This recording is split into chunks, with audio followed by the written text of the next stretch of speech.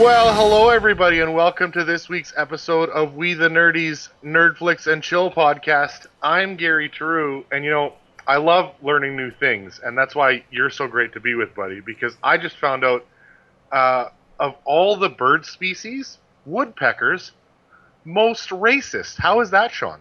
I'm not sure. I know that I'm all up in that ornithology,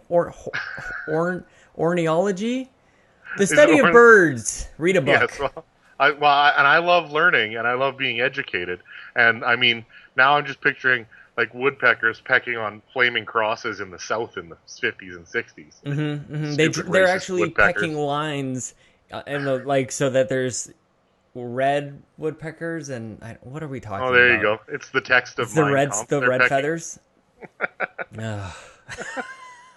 Horrible racist birds. So I'm so happy to be back this week. How you doing, buddy? I am happy to be back as well, Gary. We're gonna have a big old Tom Cruise fest. Yeah, how was Tom Cruise week for you? Did you spend time immersing yourself in the Jack Reacherness and the Ethan Huntiness and the Maverickness of our hero Tommy C? I think Jack Reacher might actually be like related. I think we're gonna find out that these universes are combined. It'll be like this Tom Cruise universe. And they're actually just like cousins.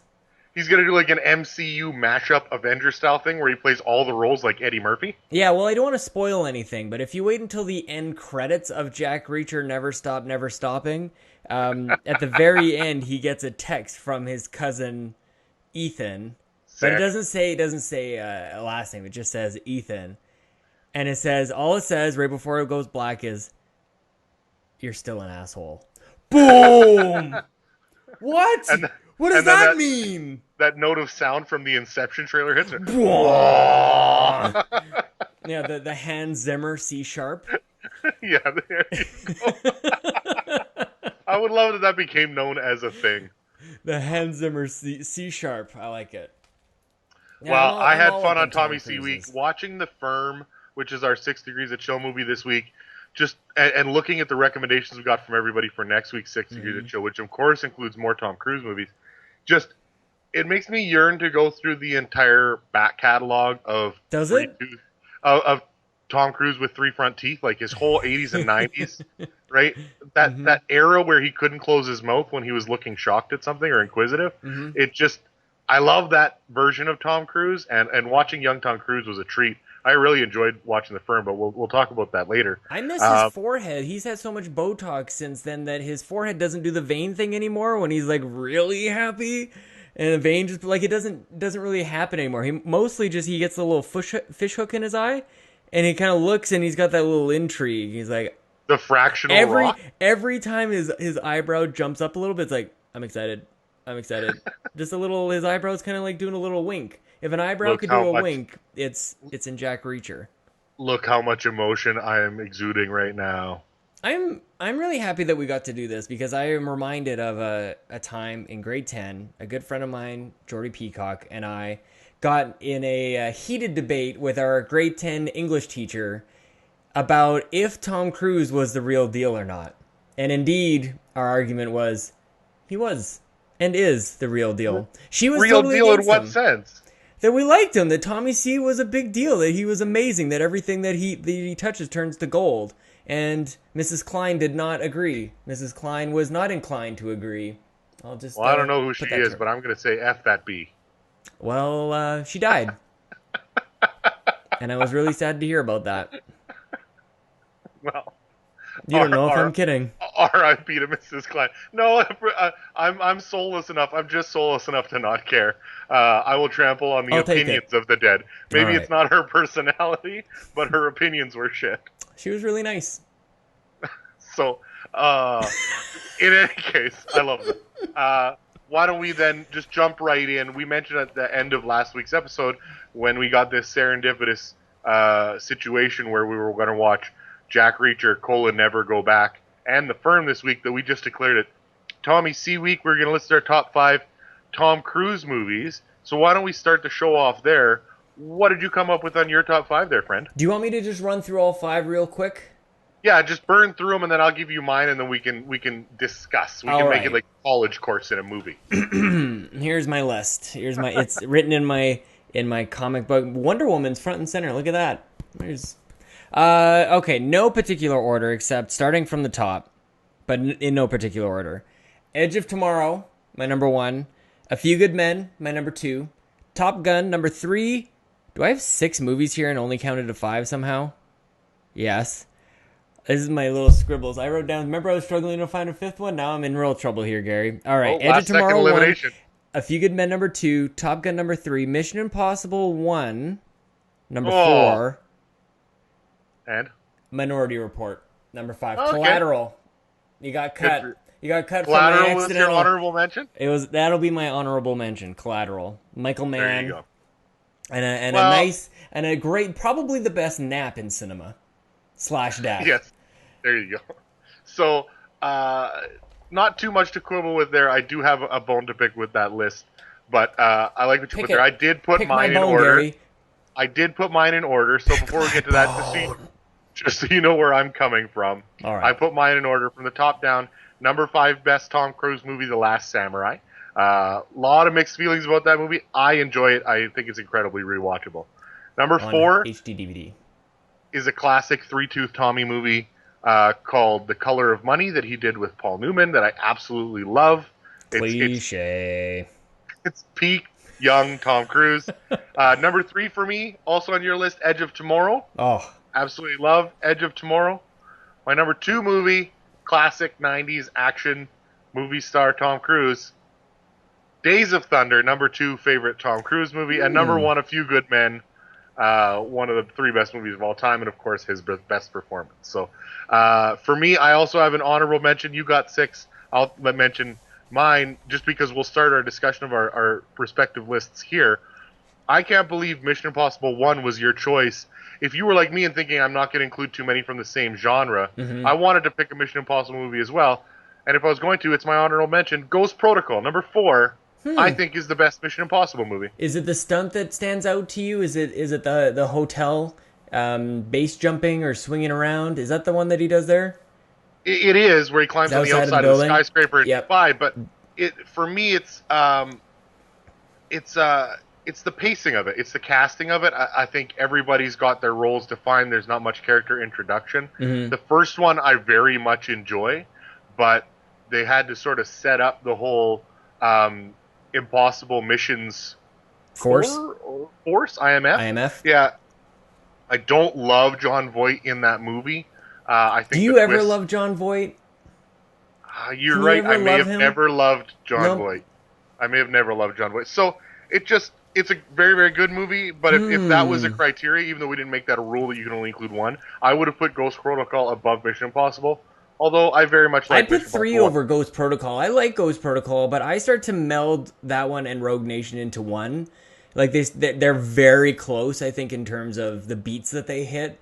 And so they start to meld together. I think the third one, I think the JJ one is my next. And it's very, very close. I really, because that kind of started the generation of Mission Impossibles that we're now getting, and it's set like that template.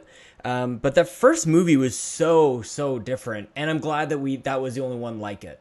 Is that why you picked number 1? Are you giving it that like it was first respect? It was unique. It was like it's different, and so the second one isn't really memorable. It isn't like the same. Unique in a bad way. It is unique in a bad way, but I really pigeon stuff. I just remember so many like individual scenes from the first one. I remember the red blue gum. It was like like the eraser that we all had. That half of it would take out your pen. The aquarium, the helicopter. Even when he's like hiding in his little hotel room, and in order to like create a little noise in case somebody was sneaking up on him, he grabs the light. And I remember thinking like, what the heck is he doing? He grabs his jacket, he unscrews the light, crushes it, and then sprinkles the broken glass so that he could hear. I remember so many pieces of that movie, and I don't typically remember things like that. So it's like kind of burned in my brain. I haven't seen that movie 100 times like I have Armageddon, of course. That is a very good point. I remember losing Emilio in that movie was a big moment. Heartbreaking. Like What a death! God, in the eye. Yeah, exactly. It's a very good movie, and like I said, I don't disrespect that choice. I think I'm just more Great enthusiastic eye for my death love. in the third one too. By the way, sorry for interrupting. Yes, that's The true. little Actually, bomb that just like, I'm fine. You're that gonna be fine. Everything's good. And Felicity's death in Mission Impossible 3 is the tits. Plus, it's got Philip Seymour Hoffman in it. Like rest in peace. that series, I think should get more respect as we talk through I'm it here. all about it. I've got like that Blu-ray box set, everything. I go to see these movies. Everybody makes fun of me. I love Mission Impossible, so it had to make my list. I think that's a good call. I think you and I also. So I put it as a number one with a bullet. I ranked my list. I think you and I have similar feelings on A Few Good Men. Yep. I'm just more enthusiastic about them. My love for A Few Good Men stems. Well, I didn't know yours was in order. So my love for that movie stems from the fact that I love every performance in that movie. Yeah. Down to Kevin Bacon and Noah Wyle and Kiefer Sutherland, besides Jack and Demi and Tommy C. Like it just. The performances are great. The writing is immaculate. I'm a massive Aaron Sorkin fan. You know that. It's one of the few movies based on a play where I would still very much love to go see the play one day. Oh my goodness, of course. I think that movie is perfectly written, excellently performed, and just talk about execution. I don't think I can think of a portion of that movie that is flawed in any way. Who ordered the Code Red, Gary? Jack ordered the Code Red. Of course you ordered the Code Red. And 3-2 Tommy is going to get it out of him. And then Mountain Dew said, y'all ordered the Code Red. We're giving you Code Red Mountain Dew for everyone. Sick. So, Edge of Tomorrow, I knew was going to show up on both our lists. Edge of Tomorrow was almost, in my mind, very, very similar to John Wick, which came out a couple years ago in terms of the way it was received. You never saw John Wick? Wow. I know, that's the... I apologize. I can't believe you do this show and haven't seen John Wick. Oh, my Shameless is incredible, Gary. In the sense that it was thought before it came out to be just another entry in these guys' careers, and then just critical and fan response. It was just word of mouth that made them into big hit. I don't think Edge of Tomorrow was a tentpole. I don't remember what month of the year it came out. Edge of Tomorrow was a disaster. Because even when they came out with the Blu-ray, they changed the name of the movie. Live, Die, Repeat. Yeah, what exactly. What are they thinking? The marketing was bad, and like I say, it had no build-up. I don't think I knew a lot of people who were excited for it to come out, and then word of mouth on it was just, this is an excellent movie, and a lot of people came to it late on Blu-ray or Netflix even, and it's just an incredibly fun action movie. One of those movies where, because it's in that sci-fi genre, you need to hook in and go with the conceit of the movie. But once you do, fabulously entertaining.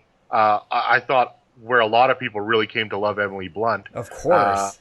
Just a great entry. Every time we see Emily Blunt, Chelsea will say, "Is that the girl from Edge of Tomorrow?" Like, it's that movie for her, and which is funny because I think she's amazing in Looper and all these other things. So, but it's that movie that nailed it. Devil Wears Prada was the first one where I noticed Emily Blunt was the tits, and then she was in a sci-fi romance movie called The Adjustment Bureau with Matt Damon that I think is wildly underrated.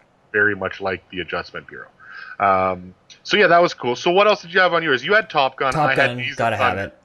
Now, see, I don't think you gotta have it. I was having this conversation with a good friend of ours last weekend, ironically enough, before we found out this was Tommy C week, about how Top Gun is so popular and the fans of Top Gun are so enthusiastic that they've made it less fun to love Top Gun, right? It's like being a Canucks fan. If you were a Canucks fan, how, like, the low quality human being that is a Canucks fan, if you're one of the decent ones, it makes you hate the Canucks or being a Canucks fan because you're lumped in with these assholes. Like, that was Fed's contention, is that Top Gun fans are the worst in that they have no room for any other great 90s sort of almost cheesy action movies. And I knew there was a very good chance it would be on your list, and I had to make a pick between Top Gun and Days of Thunder as cheesy, fun, summertime popcorn movie hits. Do I want airplanes and MiG jets, or do I want NASCAR and Nicole Kidman? And I love Days of Thunder in the exact same fun way I love Top Gun. So, did you consider Days of Thunder, or what made you put Top Gun on that list? Do you love it because it's an institution, or is there something in the same way you remembered everything about MI1? What do you love about Top Gun? Yeah, this is not like really an objective thing at all. Like, this is all about the feels. And I also want to just comment and say, as a soccer player, I know exactly what you mean. Soccer players are the worst. I almost don't play soccer because of soccer players. It's a very conflicting situation. So I know exactly what that fan situation is all about. Top Gun for me, like when I think of the soundtrack and I think of the planes screaming over in the sky, I think of the going to like the air show, like way back in there. If you went ever back in, like at the Air Force bases and stuff, and they would have basically they just threw in the cassette tape of Top Gun and had planes flying around doing like the snowbirds and doing all their tricks and stuff. So I linked immediately like my love of flight and speed and danger, and then that ended up taking off into space, which is another story altogether. But my love for Top Gun is sort of like it expanded out beyond just the movie. But I love airplanes and fighter jets, and apparently bare-chested Tom Cruise playing beach volleyball. And topless denim volleyball is a sport for all time. It's incredible. I mean, look at his vertical in this. The guy's 5'0", and he's spiking in beach volleyball. It's like, what an athlete! Yeah. What an athlete! I wonder what that net was set at for that shoot. It had to be I watch it so intently, like because he's sitting there next to Goose, who's not a short guy, and he's not hitting the spot. Why don't they just let him? Like Tom, he could do. You can be the setter, Tom. It's fine. Being a setter is, if you can do that, I think you're a valued member of a volleyball team. Some people out there might correct me, but I love. It's not a subjective thing. It's not a perfect movie at all. But it's about the fact that thinking of Top Gun puts a smile on your face. I'm wondering if that was the first death I ever saw. Was spoilers, Goose. I'm wondering if that might have been the first time I went, oh. No! It was an emotional. I felt for Meg Ryan. It was an emotional death. I know. They were just, like a moment ago, they were just singing. They were playing piano, joking about taking somebody home, and then he's dead. And he's still, and you just have to deal with that and cope with it. Whether it was my first death that I saw, maybe it wasn't, but it was the first time I saw it, I realized that you could die by slamming your head into something. Everything before that was probably like being eviscerated or shot or something, or drowning or burned alive. But I'm like, he just knocked his head really, really hard, and it killed him. Because his shooter, like, he should have been fine. And then what is all this mess in the water? This glowing stuff. Oh, they can just find the dead body. Helpful. Too late, guys. Too late, yeah, he's toast. So, he's already concussed to death. What does that leave on your list that we haven't discussed? Minority Report, Steven Spielberg. Okay.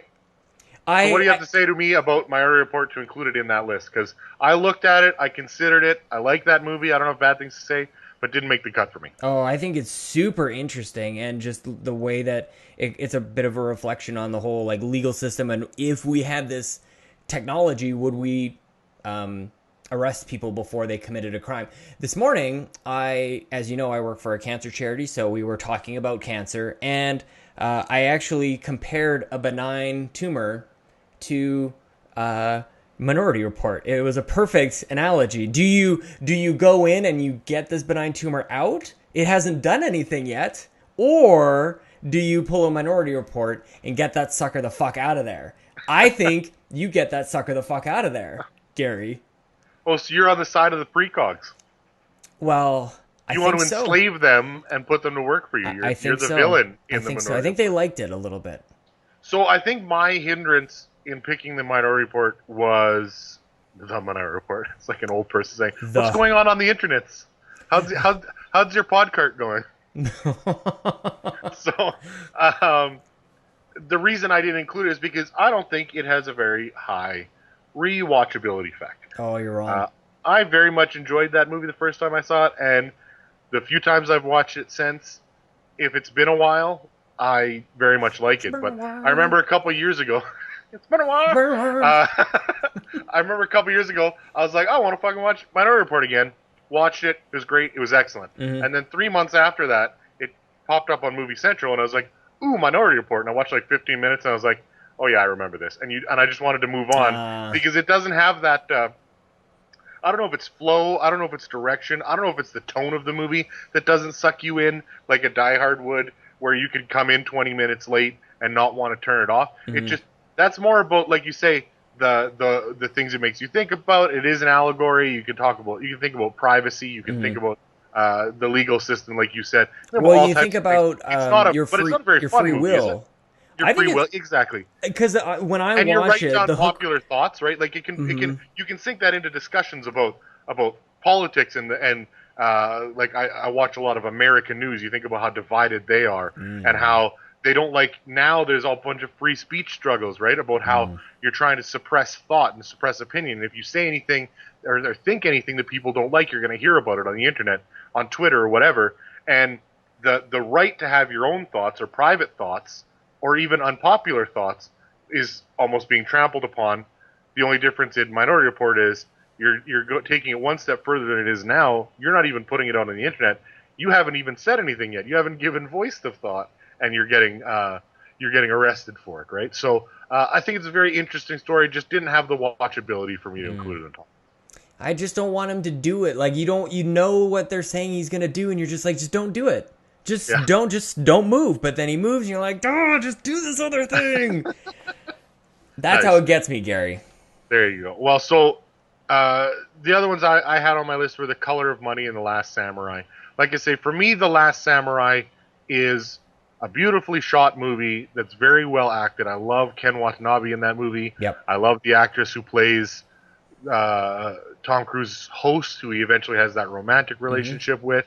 Tom Cruise is fairly good in it. I think the battle scenes are quite heavy-handed and on the nose and kind of like, I don't know, it kind of take away some of the punch that the emotional part of that movie has, because they're so ham-fisted and like, look at the white star in the center of this battle for Japanese independence. Like it reeked a bit to me of those, we talked about this with The Birth of a Nation, sort of slavery stories or stories of oppression where the white hero needs to ride in.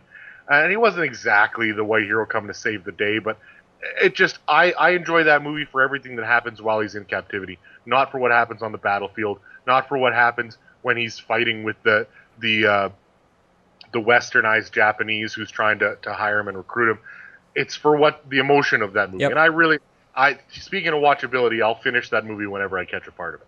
Yeah. I've only seen that a couple of times on HD DVD, but I remember being quite surprised by it because I was walking into that thinking, like, this is just going to be another Tom Cruise. It actually is very well, but I think about it as different as you're going to get with Tom Cruise at the center. Yeah, exactly. It played against type for him, for sure, being that flawed, right? And having kind of doing a two-hander with Ken Watanabe in the sense that he was almost reverent of him and almost took the position of a protege for a lot of that time. And it was a different role for Tom Cruise.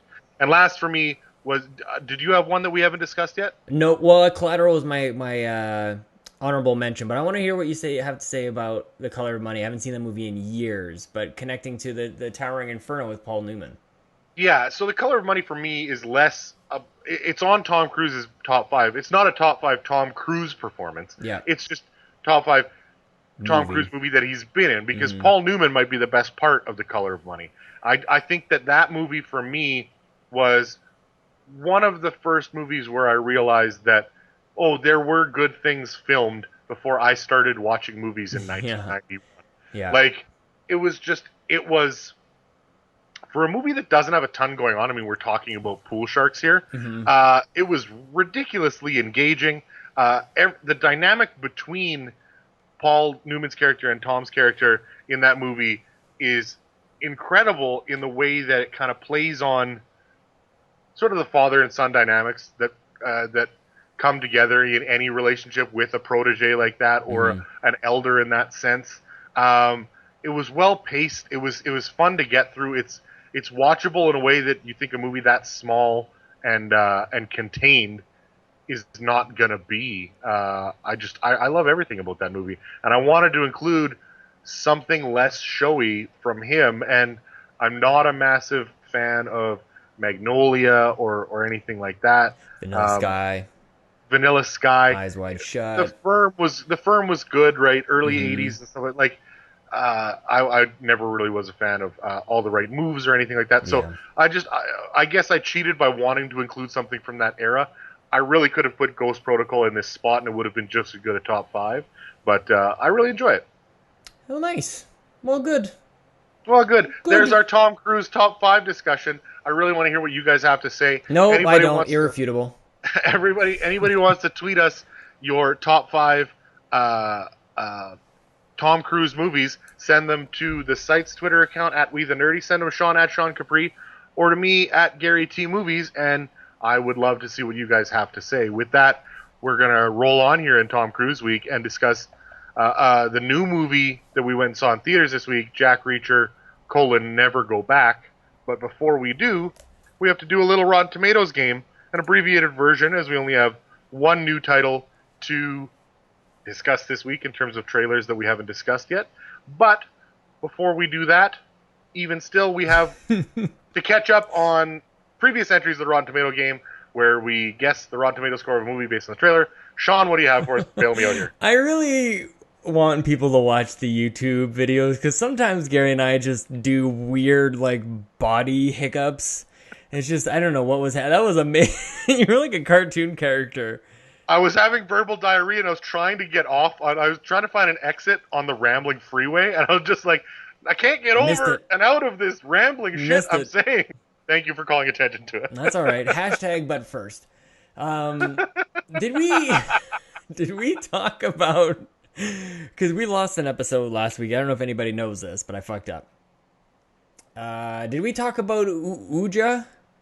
We have not talked about the scores that came out from Ouija, depending on who you are and how you pronounce it. Ouija : Yeah, Ouija : something else. No, so we got to pay that off, and I think we've got to pay off Jack Reacher, the movie we're going to talk about. Okay, so Ouija was a movie. It was scary. We didn't think it was going to be very good. My guess was 35. Your guess, 24. Rotten Tomatoes, 81. We were close, but way off, Gary. Close to each other.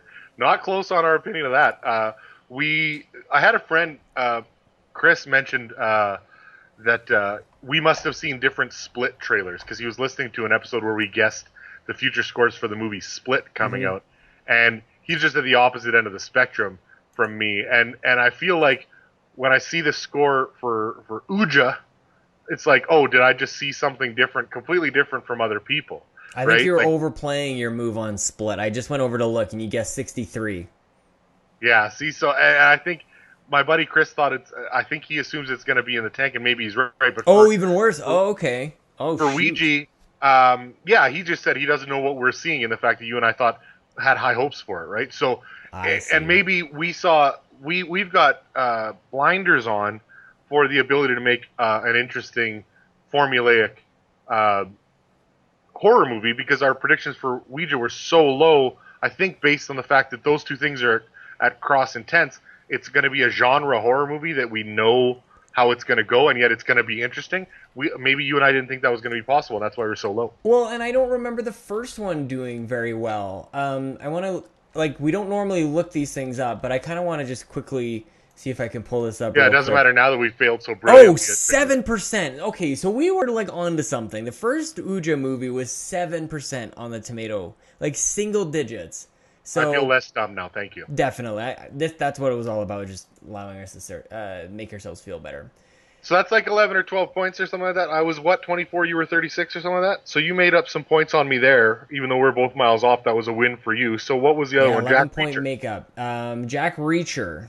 We guessed this way back on episode 14. I can't believe that. Who's making these notes? I feel like that's wrong. We were correct, Gary. Okay. I guessed we've been talking about this the entire time. This is a movie that didn't really need to exist. We'll get into the review in just a moment. So we weren't very hot on it. I guessed 30. You guessed 38. Something happened. Oh my! I need that sound from somebody when you get the exact, you win both showcase showdowns or whatever. Nice. Do. I need the morning radio air horn. That's my. Okay. Before we find out... Well, you can't just cue it up now. Yes, you can. It. Yep. So the reason we're reacting like this is because I'm looking at it too. Jack Reacher's score on Rotten Tomatoes is exactly 38. So I made up for my terrible Ouija board guess by nailing the score for Jack Reacher. Yeah, not needing to exist is a great way to say it, and then we'll talk about it in a minute when we review Jack Reacher. But 38%, as predicted, gets me a -5 points. It's incredible, Gary. And helps me make up for that loss I just took on the board game. You have a massive lead, but we have a giant gap in our guesses for Inferno. I guess 79, you guess 35. We're going to visit this next week. The movie did come out today, but we're gonna do it next week. Give it a chance to amass a full slate of reviews, and we'll see how we do on Inferno next week. So, I can mathematically still catch up. We're still like fairly close, but this was a big week for you. Excellent. So the month of October, everything's coming up Millhouse. Hopefully I can get a second win this year in the books for the month of October. But with that, we need to put another entry in the books for a future episode. We're going to talk about a trailer we saw before Jack Reacher, Never Go Back, for a new movie called Arrival, starring Amy Adams, among others, about an alien civilization visiting Earth, but apparently not wanting to get out of their ships. Maybe they feel a little nip in the air, right? They saw what happened to the Tom Cruise aliens. They're like, we ain't catching that cold. Not for us. We don't want your Earth aids. So it's a movie about language and communication, and she's brought in, and she's some type of linguistics expert who's got to try and convince these aliens that they are being received in peace. Not we come in peace. They're being received in peace. They want to find out the aliens' intentions. This, to me, actually looks very, very interesting. What about you? Yeah, this looks incredibly shot. I'm getting sort of a vibe from Prometheus somehow. Like I don't know if it's the color temperature, the color palette, the alien sort of vibe. I'm very intrigued by this movie. I don't really know much more than what you just described, and I want to keep it that way. But very promising. I don't know that Amy Adams is in movies that critics don't really like, so that's going to skew me a little higher. 75. Wow, 74 for me. So we're not going to get any separation here. My only hesitancy in giving it an over 80 or even possibly a 90 score, because I like the look of this movie. I like the cast. It looks interesting. The trailer has me hooked. I'm definitely going to say see it. Yep, is me too. Only that you don't get any indication as to what they're going to do with the aliens or on the ship. That's just it. You so didn't the get a look payoff in. has to work. Exactly, because you can fuck up the aliens kind of like they did in the end of Signs or something like that. You could do this poorly, maybe with a CGI mistake or a really tacky, unbelievable ending to setting up a mystery throughout the entire movie. There's a way to fuck this up, so I'm just hesitating in that sense. Me too. I feel the exact same thing. And I'm definitely saying see it, though. You're definitely intrigued? Definitely. I love space. I love alien sci. We don't get enough of these interesting sci-fi movies anymore, so I'm all about this. Excellent. So, with that, not but first. Hashtag but first. But now. Hashtag but first. But now. But now. We need to do hashtag but now of the new movie we went and saw this week, Jack Reacher, Never Go Back. I have to say, we give our star reviews at the end of these non-spoiler reviews we do for the new movies, right? Yeah. That's how we're supposed to format this. Sure, but do you want to flip it today? Well, I will give a quick broad scope review of Jack Reacher, and then I will give my review what's this in movie stars. about, Gary? And I will allow you to do the same. All right. So, Jack Reacher, starring Tom Cruise and Kobe Smulders, and a really good performance by a guy named Aldous Hodge, right? And Danica Yarosh plays the young female entrant or debut into this movie. This is the story of Jack Reacher, and now he must uncover the truth behind a major government conspiracy in order to clear his own name and that of his new lady military friend. He's on the run as a fugitive from the law, and he uncovers that there's a potential secret from his past that could change his life forever. Now, as for a review, I will say... Did you read that from somewhere? I did. Okay. That's the IMDb synopsis, okay, not review. And I will say, just playing off of that, which I just read for the first time, You talk about a potential secret that could change his life forever. Mm-hmm. Was there anybody invested in Jack Reacher's life? I don't think there was. So you've been saying all along, no reason for this movie to exist, right? Mm-hmm. And my thought as I'm sitting watching this movie is no reason for me to be at this movie. If we didn't do this podcast, it wasn't actively bad. It wasn't trying to bother me. Mm-hmm. It was just, I forgot this movie the second we walked out into the parking lot. Yeah. Like, I had no interest in why this existed. Would there be another one? I have no idea. Is this a franchise now? Is this going to make money? What is the Rotten Tomatoes score? I just wanted to divest myself from all knowledge and interest in Jack Reacher because this is literally Tom Cruise's involvement away from being a straight-to-video Steven Seagal release. Whoa! The script is so weak and formulaic and predictable and tacky. No, if he wasn't in it, I don't see any value in going to see this movie. You can't say that, though. You can't say, like, take this person out and then evaluate it the same. I think you can, because often with these second installments in movies that we didn't think were going to get sequels happen that we don't know about, and they go straight to video because they switch the star to Steven Seagal or Stephen but it changes Baldwin. the movie altogether, and I think that's like the one thing that this movie has going for it is the cast and the characters. If you like Tom Cruise that much that his movie has to have zero redeemable qualities, he could just be on screen for 90 minutes or 2 hours, and you're fine with that. I respect that opinion, and that's why my star review, I would say, is higher than I would expect for a movie I enjoyed this little. It's 2 out of 5. Go see it if you like action movies. Okay, so we're the same. Shit. Yeah. It's just, I think it was so lifeless and without intrigue that I don't see any value in it existing. This is make a movie by numbers 101. This is something like we've seen all of this stuff before, which wasn't unexpected.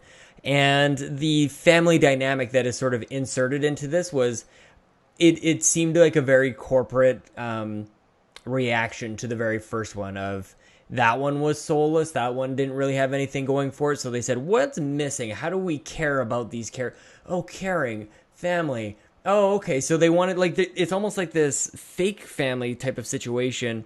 It almost works. I like the characters. I think there's actually some sort of weird chemistry that happens between Tom Cruise and Colby Smulders. And what I like about now Tom Cruise is I don't remember the last time where, like, the explosions are over, the good guys win, and then he goes over and kisses the girl. I don't remember the last time that he has done that. And I like that because while he looks great for his age, you still recognize that he's old. You still recognize there's a gap between him and the leading female star in the movies. So is that a spoiler? He doesn't really, like, there's a will they won't they thing, but they don't, and it's better that way. So that, I don't know if that's I think it's spoiler-ish, but I hope that we can convince people to not waste their time with this movie. So I don't think it's going to matter. Good action though, and well shot. I like there's a night scene too where there's some gunfire, and I thought that the gunshots looked really cool. They had like some sort of weird different effect. I guess so. It was kind of neat. It was fine. Like I say, I think this is almost damning it with faint praise to say about a movie that everything about it was fine. The performances were fine. The script was fine. Like I say, it wasn't actively bad and trying to ruin my movie-going experience. It just was not at all interesting or unique. But so, just as a means, we don't have to spend much time on this movie just because neither of us really want to go through any details because there's nothing here to do. If you saw the preview for Jack Reacher, you've essentially seen Jack Reacher. You buy a ticket, it's because you want to go see more of what you saw in the preview. But I just want to read this list of movies to you. Legends of the Fall, Courage Under Fire, The Last Samurai, Blood Diamond, Defiance, and Love and Other Drugs. Aren't those all very high-quality movies? Yes. That's director Edward Zwick's, like, IMDb director list. That's a selected filmography from him. How can a guy with that much grip on story and on character, like, Legends of the Fall is all about human dynamics. But we don't get those movies anymore. This guy's got to pay the bills. They don't bankroll those types of movies like they used to, Gary. But aren't those the movies that surprise you and get unexpected, hugely great IMDb scores? Is when you infuse a movie like this with more heart and more character than anyone could have imagined? I think that they did, but there was the glass for heart and soul was only so big, and they filled it very easily. Well, it was a shot glass, Gary. All right, then. Well, then let's move on, because like I say, go see director Edward Zwick's previous efforts, because all of those have way more value than going to waste your time and or money on Jack Reacher, never go back. So, hashtag, but now, we need to talk about this week's 6 Degrees of Chill entry, and of course we're sticking with Tommy C. It was a movie called The Firm. So, for those of you who don't know, 6 Degrees of Chill is our section where we talk about a movie from our past, be it from our DVD collections or from Netflix, or if you want to demand the movie on some type of on-demand service, you can do that. And we're going to talk about the movie's beginning, middle, and end. We're going to spoil everything about it. We're going to have a nice long discussion as if we just stepped out of the theater. And you guys get to contribute every week by telling us what we're going to watch next. So last week we got connected onto this movie, The Firm. And from here, we want to thank everybody for their submissions. We're going to continue on with 6 Degrees of Chill. But like I said, hashtag, but now, this week's movie was The Firm, directed by Sidney Pollack, which I didn't realize till I was watching the opening credits, right? Based on a book by John Grisham. And Rest just in a peace? really good cast. John Grisham and Sidney Pollack, yes. Oh, damn. Since we graduated high school. Fucking and 2016. just a really, really fun watch. So what can you tell us about The Firm, Sean? Yes, Sidney Pollack, 1993. Gary, 23 years in our past. You talk about Jeez. early beginnings. Tom Cruise, Gene Hackman, Gene Triplehorn, Ed Harris, which was our connector. Holly Hunter, Wilford Brimley. Wilford Brimley. Yes. Diabetes. I got diabetes tongue there. And of course, my favorite Celebrity Apprentice star, Gary Busey. What a fucking nutjob that guy is. Like you said, written by John Grisham. This movie was made with $42 million and it grossed $262 million worldwide. Damn. I don't know if we've yet seen a movie that did very, very poorly. And this is, ladies and gentlemen, why movies are made. Where do you ever see a return on investment like that, Gary? Yeah. I don't.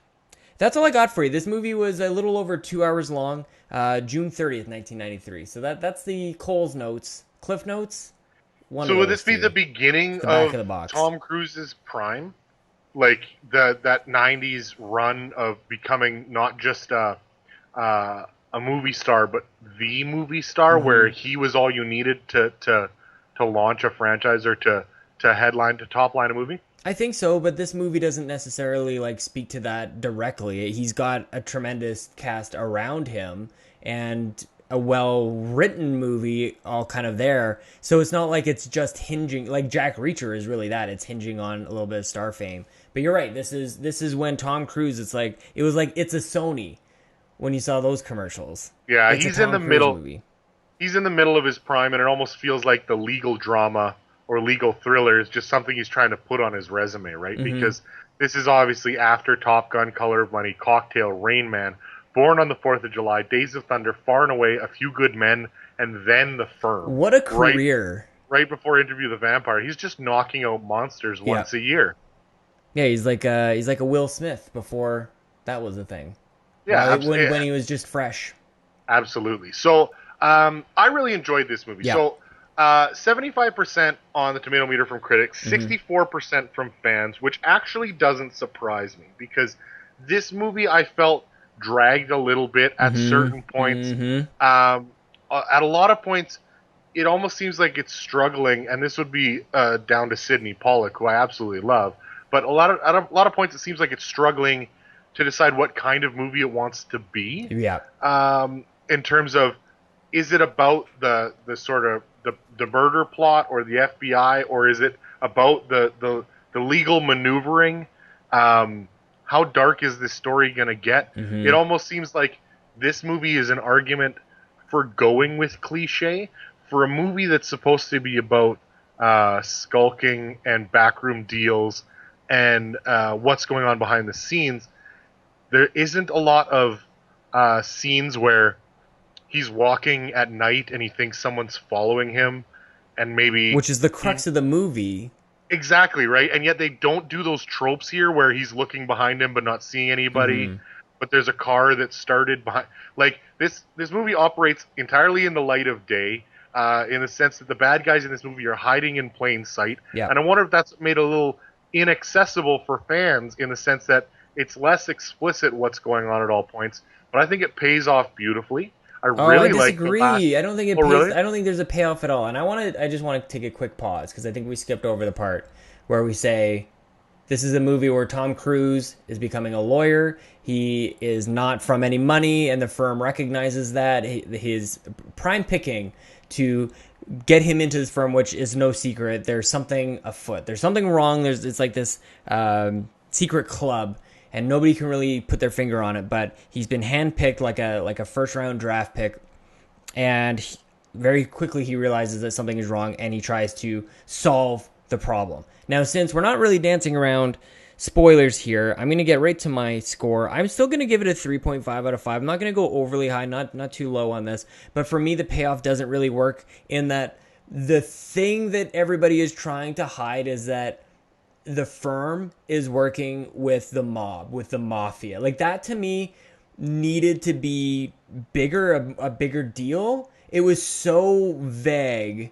that it just kind of like, oh, it's the mafia. And I didn't think that was such a letdown. And it's been so long since I've seen this movie that I had forgotten that was the realization after a very long time going through this movie, digging through files and copying things and sneaking in offices and whatnot. And the payoff is the mafia. It seemed very lazy, especially for a John Grisham script or screenplay. I think that he's better than that. But the lead up is tremendous. I love this idea of a young whippersnapper who is likely going to be too naive to go against the will of this very powerful firm. He's going to be wowed by all of the schmoozing and the money and the car and the house he's set. I think that the lead up was great. A huge drag. Then we don't know if this is going to be a chase movie. Are we just running around? So I'm rambling now, but that's my score. What are your top level score thoughts? Where I was going with that is that score wise, I agree with you. 3.5 out of 5 is right on the nose. Yeah. That's exactly what I was thinking. I enjoyed this movie, but it's a little too clunky and discombobulated in the middle to really rise it any higher than that. And it's exactly what you just said, in the sense of with the reveal of that being the darkness of the firm, it could have been hit harder. And I was gonna phrase it in a different way. I was gonna phrase it in a sense that the whole middle of the movie, where at this point you've confirmed fairly early on that there definitely is something, we just need to know what it is. Yep. Right? They didn't have that big reveal of it being the mafia, but they also didn't have that big reveal of him when he finds out that everyone in the firm has to know, right? So I believe that happens on a phone call or something like that, where he gets informed, yeah, every single person at the firm who's been there for a certain number of years knows what's going on. And I thought they could have chosen that as the big reveal, that every single person in the firm is corrupt, rather than the fact that it was a mafia. And they didn't pick either of them, right? Or the fact that they're employing a murderer, right? Because you set up Hal Holbrook's character at the beginning as the head of the firm and the guy who leads the questioning in his opening interview. And at no point do you get a payoff where it's like, I'm going to get you, Hal Holbrook, as the big man. I'm going to get you, you're the one who hired a murderer. You've ordered hits, right? There's never that confrontation. And so when I say the ending pays off, I liked it in the sense that I had all those frustrations with the middle of the movie where I'm not liking what they're doing. But with 20 minutes or so to go, when you realize how he's going to try and nail these people down, I re-engaged with the story to try and figure out how he was going to get them on this timesheet thing. So you have that moment of realization that all legal dramas, all the way down to an episode of Law and Order would probably have. Right. Because that is very formulaic. Yeah. From that point on, how are you going to execute your plan? The whole sequence with his wife going to the Caymans to help him out, all of that was great. Yeah. I re-engaged with the movie, and that's why I said the ending paid off. So, yeah, that's true. It finds its last gear in the end to finally cross the finish line, but it does seem it doesn't really like lock in at any point. It just sort of like floats through. So, yeah, it was a marathon runner that kind of took a cab through the middle of the race. Like it just, or a movie watcher cheated and skipped. Yeah, exactly. It took a circuitous route through downtown traffic instead of following the track. Like, yeah, it was just a mess in the middle. So we've already been all over the place and discussed the ending of this movie and everything like that. But I want to go through, because we like to make notes in these movies. Yep. So I want to go through what you wrote down and what I wrote down. And for me, all I did, I took a bunch of notes right at the beginning. And the 3 lines that I wrote down moving through the first half hour of the movie, through that interview sequence and the jaunty piano playing, kind of doing man. They're essentially doing a montage without doing a montage, because what they're doing is they're showing you the good life, but they're hustling through it, because I think you're supposed to get this right away, that he comes, like you said in the synopsis, he comes from nothing, and he's now at the point where he's earning the good life, and he's getting showered with gifts, right? Yeah. So I go through the first 20 minutes, half hour, when he first goes to visit the firm, and those conversations that Abby, his wife, Jean Triplehorn, notices as creepy. The firm encourages children and doesn't forbid women to work. Yeah. And showing up on his first day early, and evil Quaker Oats guy, Wilford Brimley, just slamming the door in his face with a stern look on his face, right? That subtle Not creepiness. allowed in the West Wing. Exactly. And all of that sort of something's not right sensation, I think was marvelously done at the beginning of the movie. And that's what grabs you, is it just gives you a sense of unease, but on the surface, everything looks right. Mm-hmm. Well, back then, I was really enjoying the fact that this movie is 26 or 23 years old, because I like all the development that happens. We don't really see that too much anymore. I'm along for the ride with them saying, this is where he's coming from, this is the house he's moving into, these people are really bad, we're going to hammer that home. But the movie never really picked up from there. So I really enjoyed that, because you get a good sense of the setting of the firm. And it's interesting that a movie about that is about this law firm, you're never in a courtroom. It is about the firm. You kind of get a sense of just that sense of scale of the building that they're in. Like this, I get that these guys are very, very powerful. And I also like that first kind of quarter, I guess the third of the movie, where you're not really sure who's after him, but something is weird, and we're kind of introduced to Ed Harris and his partner, and you're not sure, are they killers? Are they part of this whole thing? We find out later, of course, that they are part of the FBI and they're part of this investigation. But I like that as well. You kind of go like, I mean, they've got Ed Harris with this bald look, and he looks so creepy. It's impossible for him to be inconspicuous, which is hilarious. The fact that he's an FBI agent, he stands out like a sore thumb. Yeah, I don't know what it is, because he honestly looks like a sperm in a suit. Like he's just an ambulatory sperm with 4 limbs. Well, that's kind of what I was thinking too, because his skin on his head is just I wouldn't say damp, but definitely like a moist. A moist. You totally just wanted to say moist. I mean, but yes, he doesn't have hair, but it would be spongy if you were to touch it. Spongy yes, to the touch. Exactly. His look bothered me. Mm-hmm. I love, actually, right at that chance meeting, right before that meeting where the FBI gets injected into the story, Tom Cruise has his "I'm working hard" glasses on. Yeah. Like the character is 21 and graduating college and doesn't wear glasses. But if he's looking at a book and working hard, he's got to put on "I'm working hard" glasses. I love it. So that part of it kind of made me chuckle as well. But you mentioned the FBI, and I made a note about this, and it was kind of later in the movie, in the recording sequence where they go to the racetrack and Tom Cruise records Ed Harris telling him that he could beat him and not violate his civil rights, and he doesn't care what he does, and gets him to say his fucking full name, which never works when you're trying to record somebody. But I made a note in there that I found it very weird that the movie, this comes now this is included in part of the imbalance that this movie has, or the bumpy throwing feeling it gives me, is they sort of create an equivalency between the FBI and the firm, which we're confirming throughout the movie is evil. Right. So As they're both sort evil. as sort of equally at odds with Mitch, right? And not he's stuck in between, and one of them's good, but it's a hard decision, and one of them's evil. They're setting them almost both up as villains, right? And I don't understand why it was necessary that the FBI be that combative with him, especially right off the hop. Yeah.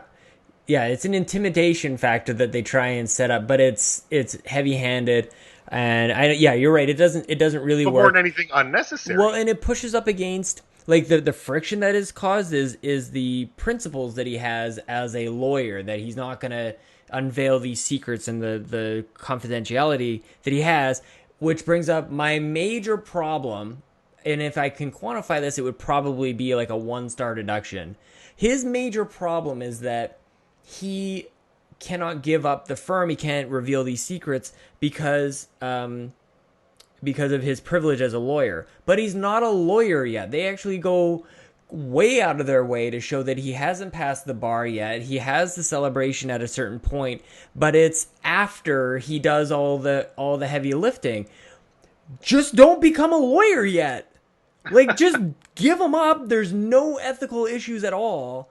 And then become I'm sure it'll be fine. The FBI is on your side. So a lot of if they just made him an upstart lawyer, like the bar exam was, conveniently there was a question about mail fraud or whatever it was at the end. Like that's what he was studying for, and it's a good laugh, haha. But that being so fundamental to the movie, but then I think it had to really dance around that, didn't work for me, and I wanted to know if I'm being maybe too oversensitive. Like, what do you think about that whole thing? Well, I ran through a whole gamut of emotions there because I thought, wow, that's such a great point. How did I not even notice that? I'm so dumb. That is huge. Yeah. And then in the time that it took you to wrap up that point, and that's not a dig, I'm just saying it made me think, wow, I can't believe I'm so dumb I didn't catch that. And I thought, why didn't you see that? And I think it's because I might have made the assumption without thinking it through that what you do, you still accrue a legal record as an employee of a law firm. What you do as an associate is reflected in your acceptance to the bar. Possibly. Wherever you're applying, right? I don't want to get too caught up into it. He's working as a lawyer, and every second or third chair at every law firm in the world, as I understand it, is recorded, right? He's not just a divested participant. Like, he can do whatever he wants until he gets to the bar. He's got carte blanche. Hookers and blow are on the table for him. He doesn't have to start behaving until he gets his designation. I do not believe that that's the case. But his actions were as if he had taken an oath, and he hadn't yet. He literally takes the oath later. And that's what I was just going to say, is I think it's still a good point in the sense that it's so easily fixed that if it even bumped 50% in this horribly small sample size between you and I, if it bumped half the viewers, it would have been so simple for them to montage that study sequence where everybody at the firm is going to come load onto him, and then he gets his mark back. Move that mark scene to, like, at the end of the montage and knock it out of the way, and now you don't bump on that, and you can continue engaged in the movie. It was weird. So I still think your point stands. I just think that's maybe why I didn't notice it. So, I think that was a real good one that you caught. So, what about the lady on the beach? Did you not think that she was Catherine Zeta-Jones? Did you think that maybe that was a possibility? I did not. Or did you know that she would have been 6? I think she's much older than I'm just kidding. I'm sure she probably could have been of age.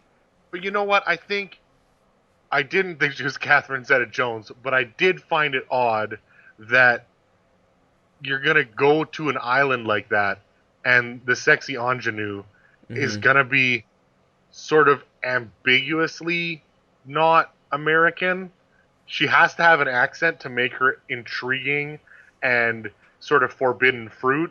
But let's not go so crazy. It's only 1993. Let's not go so crazy as to cast a woman from the island. You know what I mean? I got bumped by it because of the vague racism of her accent, in the sense that it's like you could have just cast like she could have been the daughter of the guy running the boat company. Like, why couldn't you cast 1993's Rihanna in that role? But interracial sex must have been too much to inject into this movie. So that's what I hot upstarter back at, because I had to look up. I'm like, is that? I really thought, I was convinced. Oh, really? I really thought that it was her. So when I found out who it was, and you find out that she was a hot model back in the day. So they give her this role as like with Tom Cruise to have this amazing part. And they have a little moment. I brought it up because I thought it was interesting that moments before he does the deed on the beach and gets sand in all of the crevices, he brushes off another lady of the night and goes, no, I'm not going to cheat on my wife. And that one is clearly a pro. And I think, yes, the two are definitely interconnected. And it's what tipped me off to the fact that the girl on the beach has to be a plant, because Gene Hackman's level of interest in him throwing off the first pro was too much for him to let it go, right? So it was just too perfect, the scene on the beach. And I didn't, honestly, maybe this is just me watching too many movies, I didn't think the movie would be that tacky and obvious in terms of the guy who is roughing up the girl who's going to catch Tom Cruise's eye just disappears, but there's not another soul on the beach, so now we have time to bone in the sand. I sort of saw what was going on there. Movies. So the question that it raised for me that I wanted to ask you was that whole setup where, and maybe this is a 90s thing, we're just not of the time. The book was probably written many years before that, right? It's a sign of the times. The fact that that they set him up as a guy who doesn't want to cheat, and then he does get convinced to cheat by this ingenue. And then later on you find out, the woman he cheated with was a plant, right? And he cares very much about his oaths, the legal one, not the wedding vows. Do all of those things jive for you? Can you put all that puzzle together? No. It doesn't make sense. This guy is not a good guy, right? Yeah. Like the whole fact that the cheating is that forgivable bumped me for sure. The fact that we're setting up a good guy as a guy who cheated, but it was beyond his control. I don't think that's a 21st century thought. I don't think that's, if you want to call it millennials, we're Gen Y, I guess, in our 30s. I just don't think we think of monogamy that way, where you can have a movie where the protagonist is a cheater, and in the end, we're supposed to buy a conclusion that is based around his virtue. And this is the movie where those things need to line up. Like in a movie like Jack Reacher, it doesn't matter where motives line. Like it's not the movie for that. But in this movie, it does, and this is based on a book that like all these things should completely connect. And yeah, I thought that this was totally jarring. I felt like it was a trap that didn't need to be set at all. Like they sort of already had him with like the money in the house and everything else. They didn't need to put the bear trap on the other foot. So it was like unnecessary, didn't match up. Take your pick. I have a lot of problems with it. Well, I know why Wilford Brimley, evil Quaker Oats, had to do it, because he needs to get those pictures for leverage, right? So I understand the purpose of why the firm felt they needed to do and why the scene needed to be in the movie. I just think I think you could have done one of those things where the bad thing didn't actually happen, the cheating didn't, you just got compromising photos, right? We just watched a movie, Girl on a Train, where they use that to great effect, where there's some mystery going on in that movie that we still won't spoil over, even though it's been a couple weeks. There's a mystery going on, and they use shot angles and how much did you actually see as a device on creating influence on the person who's looking at the images, right? And they could have done that here and not ruined his virtue, especially knowing that in the end, his virtue is supposed to be what wins him the day. Yeah. And that definitely bumped me on this movie. So that scene with the cheating all the way through to basically when Gene Hackman, who we haven't sort of gone through performances in this movie yet, I just would like to stop here and say Gene Hackman, really, really terrific in this movie. Despicable for sure. I think I'm loving his sliminess though. I think I'm saying that's Gene Hackman. That's his shtick, I think, for sure. Shirts are enormous in this movie. I think I should just point that out. Shirts like where you see the shoulders are clearly halfway down their arms. That's fine. Sexy factor, I think, is a little overestimated on the Gene Hackman here.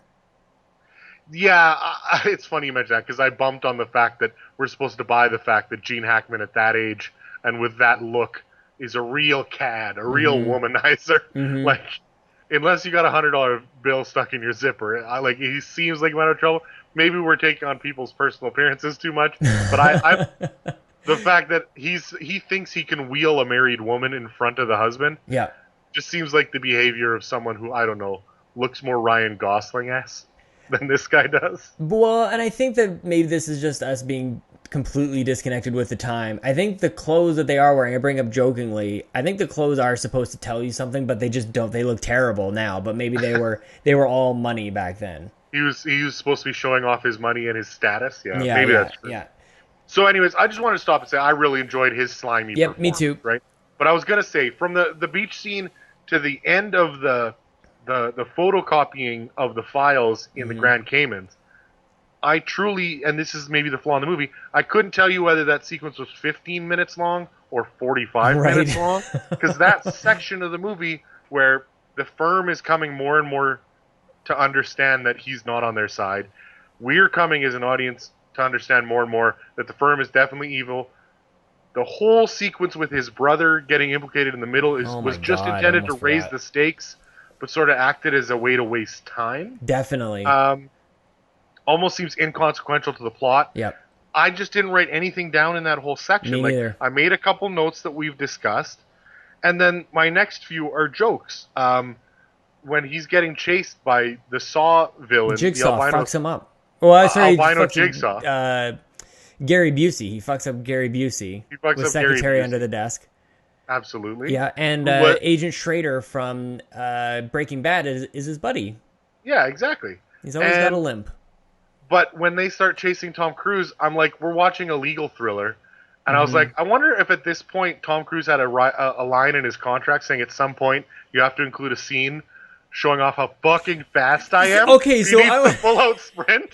I need to full out sprint to the point where I look like I have 3 chins because I keep my head back when I do it. It's amazing. Okay, so you were talking at the start where this was the first, maybe like him becoming the big, huge movie star that he was. Above the title. No coincidence that this is, I think, also arguably the movie where he discovered the Tom Cruise run. We still see this Tom Cruise run even to this day. He is a fucking jackrabbit. Are you kidding me? And he's running away from Jigsaw. Yep. Who is not, he has not nailed the Tom Cruise run. He is very slow. And he's got he's not even sure. He's like, I haven't run in 16 years. Like, I haven't been out of my chair this decade.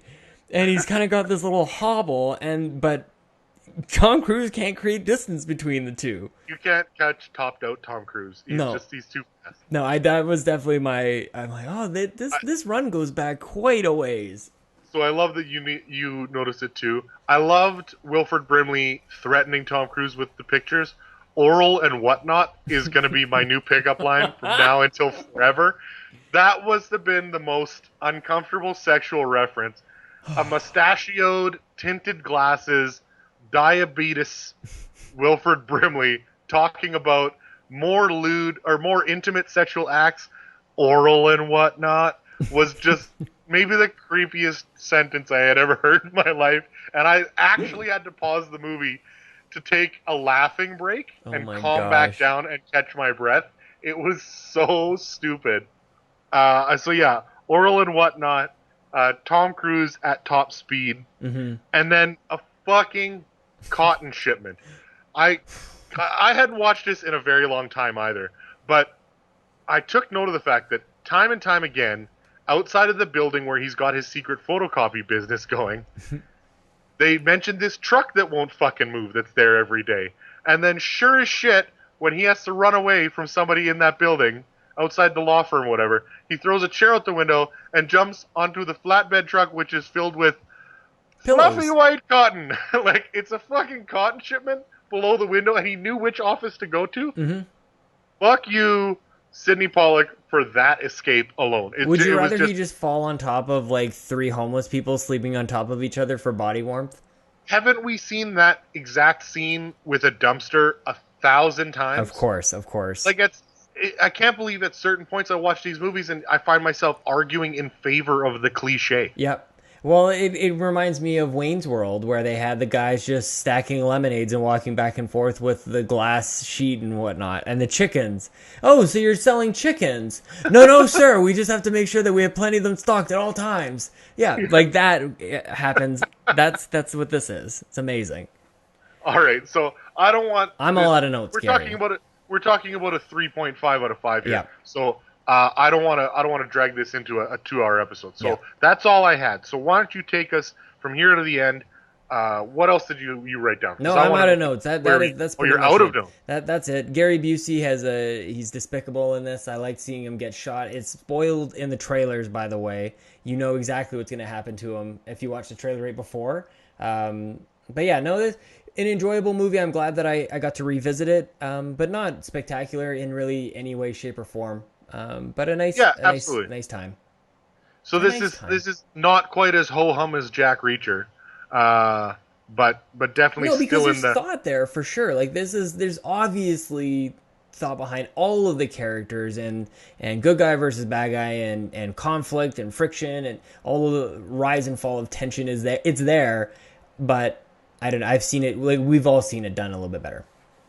Yeah. So if we were to review this movie for the YouTube viewers in body language only, it would be a shrug with a like a smirk, like it's fine, so perfect. Right? Like watch it if you want. It's shrug emoji. It's good, right? Like you guys watched The Firm this week. Should I go see it? Meh. I don't know. Maybe you should. Maybe you shouldn't. You got extra time on your hands? Is it cold outside? How long are your bathroom breaks? Yeah, exactly. So. Thanks so much for whoever suggested The Firm, though. Like I say, it was worth going through and a good conversation. I think it was Blair or Thane. What I'm most excited about, because fucking Kid always wins with his shares. Share the post, people. It's how we grow, and it's how you get your shit picked on this little show of ours. And we thank you so much for participating. With that in mind, I'm going to throw it back to you, Mon Frere, because you're going to tell us what we're going to watch on 6 Degrees of Chill next week. Next week, 6 Degrees of Chill is brought to you by viewers like you. Viewers like Chris O'Neill with his connection to Gene Triplehorn, like Waterworld. Incredible. Yep. I did not realize that. Danielle Texera, Basic Instinct, another JT, the original JT. Blair, History of Violence. That movie has shown up a couple times over the last few weeks. Corey Hicks, I think Matt Fody too, a couple others mentioned Edge of Tomorrow. Of course, that would have been my suggestion as well. Lee Navarro, A Few Good Men, of course. What else here? Thank you guys so much for all of these suggestions. And because Thane, Blair, Corey Hicks on Twitter, we all share... Oh, The Abyss is in there as well from Corey. That's awesome. Their entries get 2 chances. And I think we're on a bit of a run here. Everybody who has their movie picked has shared. So get on that. There is no difference this week. Thane Tingley is our winner, connecting Holly Hunter to The Incredibles. Oh, yes! Such a good movie, Gary. I'm so glad. This is the movie I used to set up home theaters back in the day. It's got a great THX calibration tool. I'm genuinely pumped. That's in addition awesome. To that, there's a great movie on that DVD as well. That's absolutely terrific. I am jacked to watch The Incredibles. And so many places to go with that movie. With Jason Lee and Oh my God, Coach. Samuel Jackson. It's going to be great. And it's genre jumping in the way that I wished this would work when we set this game up. Yeah. To go from The Firm to The Incredibles. A Pixar movie. I'm so pumped. Like, that's awesome job, Thane. You can have your job back replacing me as host if you continue this streak of terrific movie suggestions. But yeah, I'm curious. I'm excited for The Incredibles. We're going to watch The Incredibles on next week's 6 Degrees of Chill. Thank you to those of you who submitted. I'm wondering, are you waiting for Danielle to win to properly pronounce Teixeira? Is that why you're doing that, or? I didn't realize that it wasn't Teixeira. I am so sorry. I don't know for sure that is. No, you're probably right. I don't know how to say anything. I find okay, Gary, you finish off the show. I'll see you guys next week. I shouldn't have said anything. Sean sat and he's now left the room. So I will continue by saying we have to pick a movie to watch at the top of next week, but there's only one choice out there. We're going to go see the new Dan Brown adaptation. Tom Hanks and Ron Howard come back for Inferno after the Da Vinci Code and Angels and Demons. So we're going to go see Inferno. So there's next week's episode for you. Inferno, followed by The Incredibles. So lots of death and destruction in next week's episode. With that being said, I just want to thank everybody again for the fact that we keep growing and we keep hearing from you guys on Twitter and Facebook, and you keep contributing. This has been amazing for me. I love the fact that people keep coming up to me and telling me they listen. I have no idea where their connections are sometimes and how we find these people, and it's all because of you guys, and I appreciate it so much. I know the guys at the site appreciate it. WeTheNerdy.com is continually growing, having great weeks. So much new stuff to review as well. I've been seeing a ton of updates on the site, Sean. Do you have anything going on the site this week? I don't think so. I had to think real hard about that. I don't think that I do. Nope. Nothing at all. Just this site, or just this podcast. Just this podcast is our baby. So we're getting it out at the last possible second on a Friday this week. We will see you next Friday. Thank you so much for listening, and we'll talk to you next. Okay, love you.